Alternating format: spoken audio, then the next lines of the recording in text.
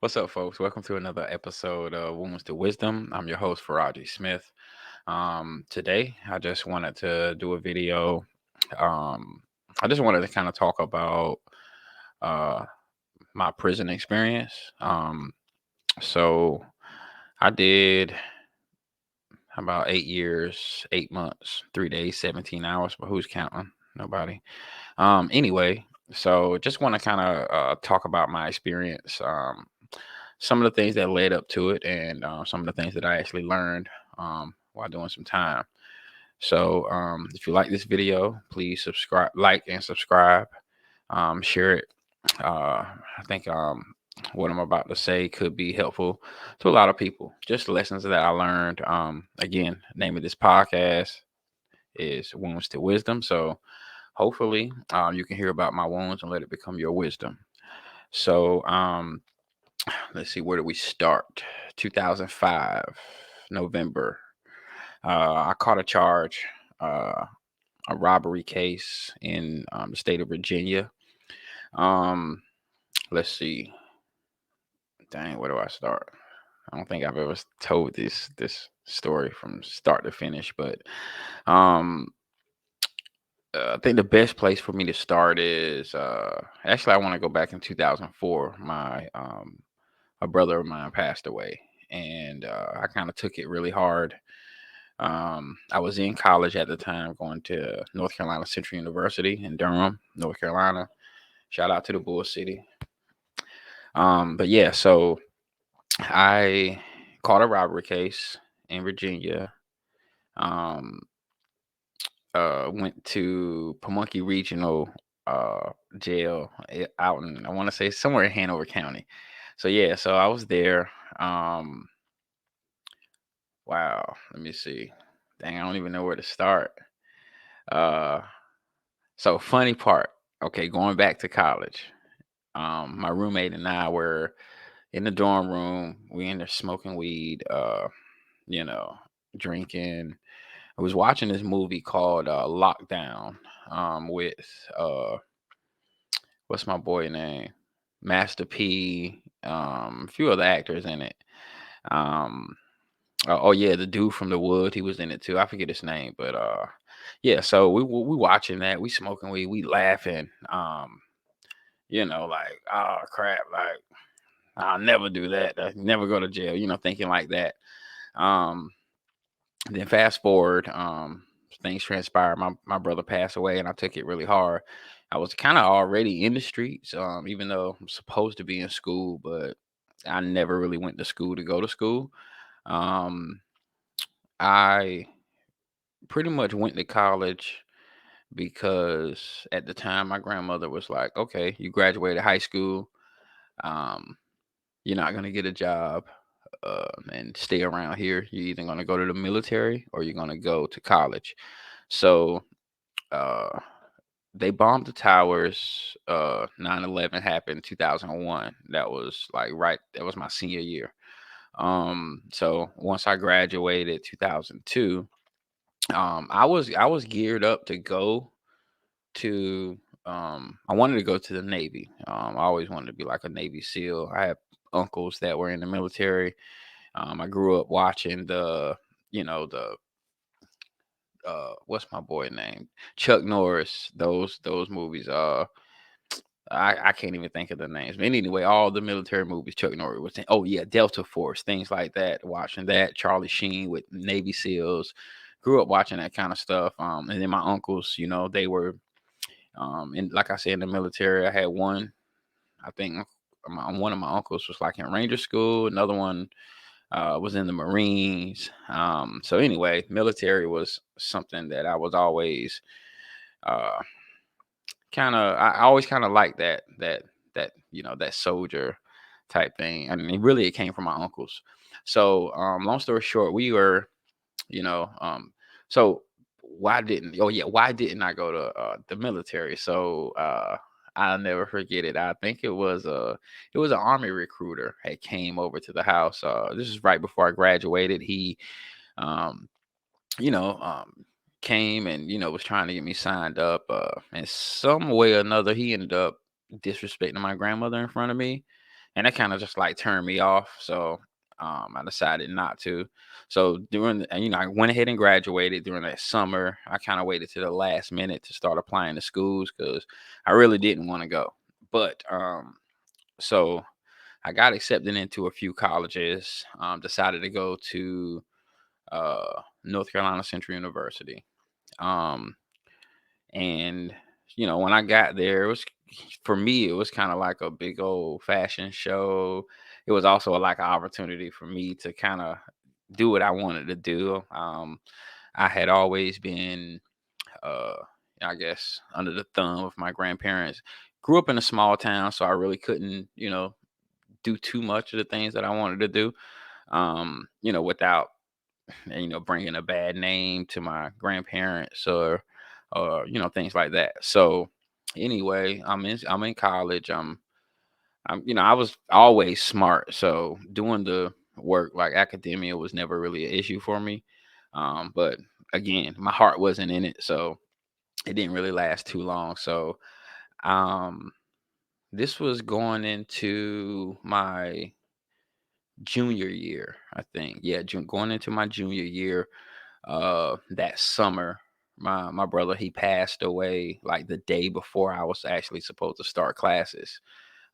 He passed August 22nd, 2004. Classes started the 23rd, that Monday.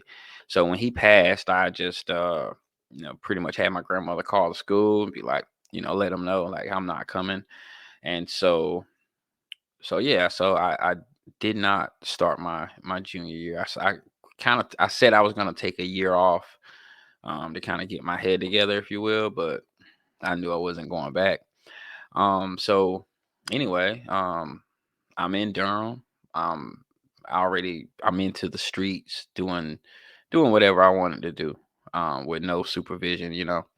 So um, let's see where we go. So yeah, I caught the robbery. Um, and it's soon as I got into the jail, it was crazy. Again, I'm thinking that what I saw in the movies was real, and but I didn't even know I was probably in one of the safest jails in Virginia at the time. But I ain't know any better. Plus, I'm from North Carolina, so being locked up in Virginia, no homeboys, no none of that. So, but I learned really quick, to mind your business, things like that. Let's see. I spent I think I like a week in intake, something like that, and then got my classification, and they sent me to, I want to say it was E Block. I think yeah, it was E Block. That was single cell dorm. It was a pod. I think it had about like 20 cells in it, something like that. Um, it was a single cell, so I didn't have a cellmate like the whole time I was in the jail. Um, but let's see. I remember uh I remember getting a few soups, like ramen noodle packs from from one of the guys. He came and was like, "Hey man, I know you seem like a cool cat, I don't want you to be starving around here." So he ended up giving me like, 3 oodles and noodles or whatever. I didn't know that if you borrow something that you can't just pay that back. You have to pay that back with interest. They call it either loan sharking or store boxing, if you will.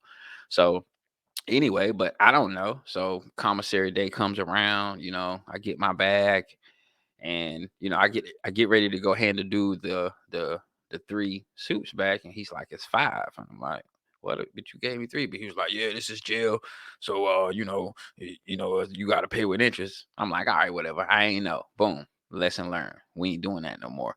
Um, so yeah, but then I felt like he kind of played me a little bit. So uh, again, I've always been like a crafty person, always making things.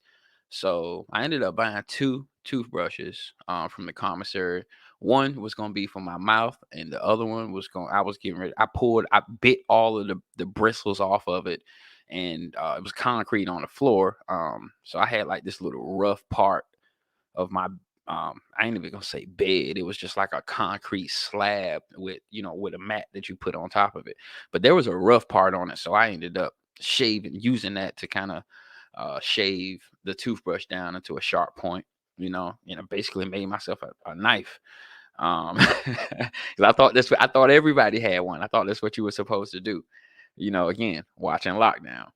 So yeah, I got and I thought I had the dopest stash box. I had put it in a lotion bottle, but the lotion anyway. So how did I get caught? I ended up doing like 60 days in a hole, like my first couple of months, for getting caught with the knife.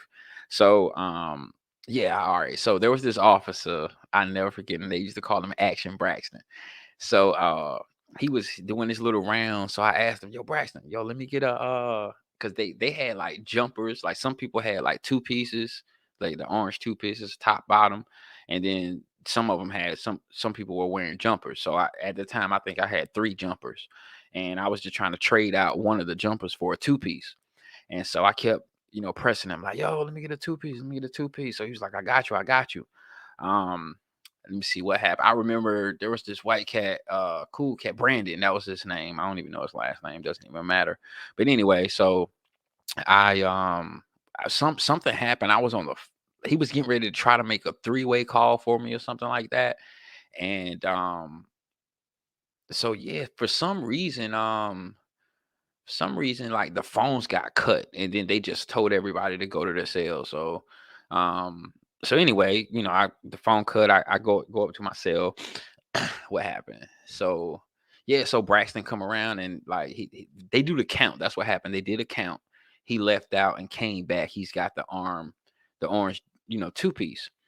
So I'm looking outside of the little slit, so I can see him coming. I know that's for me.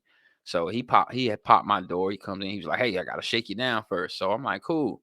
Um, so yeah, and mind you, I just went to commissary, man. Just went to commissary. So he comes into the cell. He cuffed me. Does this thing. He's looking through, and I'm thinking everything's good. Like he's running through my little stuff, and the next thing you know, I turn around, I'm looking behind me, and I see that he went for the lotion bottle. So this joker gonna doggone shake it up and notice that it was a little too watery.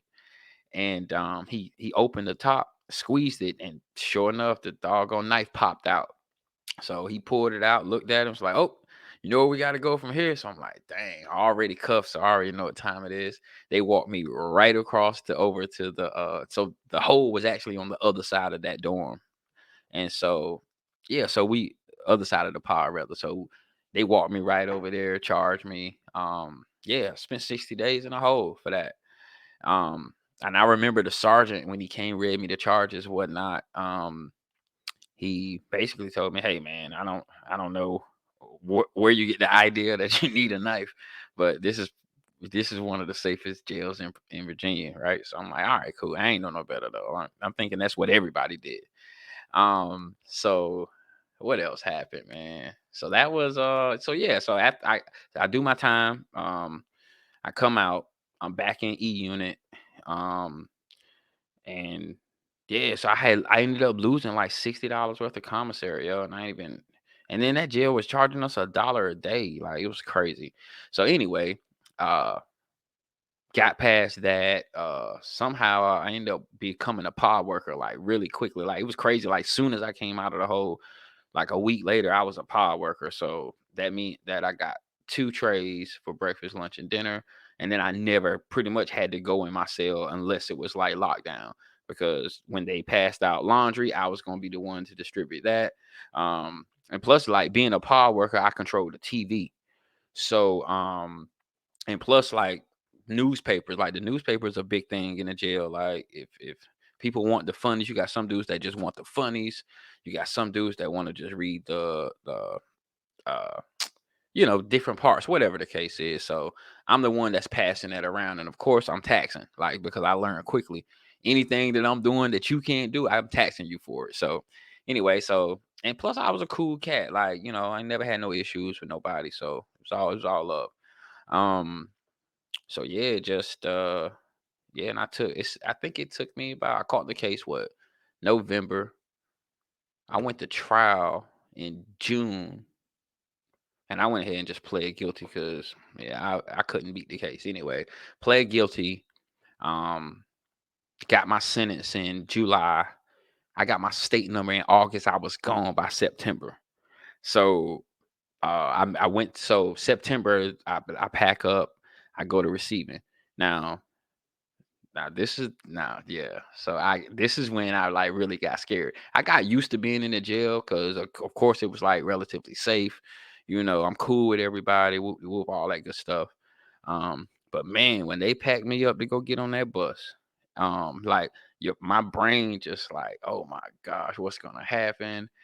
Mind you, I have some old cats that kind of had been pulling me to the side because they knew I was like a fairly smart dude. I was fresh out of college, and here I am in a dorm room with dudes twice my age that can't even read. Like I'm reading their letters and I'm writing letters for them to their parents, to their moms and stuff like that. So, wives and all that good stuff, reading their letters and stuff like that. So I realized like, dang, I really did blow an opportunity. These dudes in here can't even read. So anyway, um, so they had already been prepping me like, hey, when you get down the road, so that's what they used to call it, going up the road, down the road, or hitting your spread, if you will. So anyway, they told me they gave me some game like, hey, when you get there, mind your business. You don't want to be looking at people's sales. Don't be gambling if you ain't got the money. Gave me all the game that you're supposed to get, like right. So I kind of had already, I had processed that, and so I knew, all right, don't ask nobody for nothing. I had already remember when the dude, gave me the 3 suits and wanted 5 back. So I'm like, we're not doing that. So and plus, I kind of I had money. I had money on my books. So yeah, so I make it to receiving, and it was wide open. Like I went to Powhatan receiving, and it was wide open. It was 3, 4 tiers, I think. Every tier I think had a different jumpsuit color. I think mine was like Carolina blue, if I'm not mistaken. But anyway, so uh yo, I ran into this dude, man. I met this dude who kind of had the similar background as me. He was in college, I think, raised by his grandparents. Good kid. Like you looking at us, you like what we don't supposed to be here, basically. But anyway, him and I were pretty cool. So in receiving, that's where they're doing their classification. Like they're classifying you based on like the severity of your crime, how much time you got, all of that. So they're gonna, and based on your criminal history, background, all of that stuff, they're gonna take in this consideration when they're giving you, when they're classifying you. So they classified me as a level 3-4. So that meant that pretty much I was going to be going to level 3, level 4 facilities. And in Virginia, I think at the time it went up to level 6, which is like red onion, but that was the only level 6 in Virginia. And I'm not even sure if that's open now. I think yeah, but so it was like Red Onion, Wallens Ridge, then I want to say Sussex 2, Sussex 1. Then we had like Greensville, Lawrenceville, uh, all those were your like level 3. So they allowed us to pretty much choose. Um, but we didn't get to choose, but we could select like 3 spots, like put three places that we wanted to go. And because I was from North Carolina, like all of the facilities, excuse me, all of the facilities that I was selecting was going to be close to the state line as possible as I can get. So I think I had chose Lawrenceville, Greensville, and it was another one. I don't remember. But anyway, so the dude, we'd all picked the same 3 because it was like, all right, I knew they gave me 10 years, and he had about 10 years. So